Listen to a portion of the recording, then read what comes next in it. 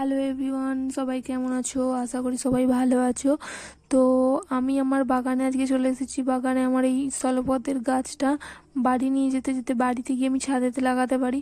তো এই গাছটা আমি 2-3 মাস আগে কিনেছি। তো বাগানে কিছুদিন আসার পরে দেখছি গাছটা আস্তে আস্তে মারা যাচ্ছে, তাই আমি আর কোনো রিস্ক নিইনি।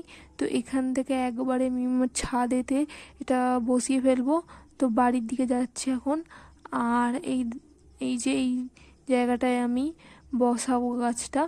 আর এই গাছটার আমার 3টে কাণ্ড ছিল, 2টো কাণ্ড অলরেডি মারা গেছে, আর এই একটাই বেঁচে আছে। আর আমি কোনো রিস্ক নিতে চাইছি না। দেখো, এটা মারা গেছে আর একটা আগেই মারা গেছে। তো এটা আমি, আর একটাই আছে যেহেতু, তো এটা কি ভালো করে রাখতে হবে যত্ন সহকারে, যাতে আমি ফুল পাই।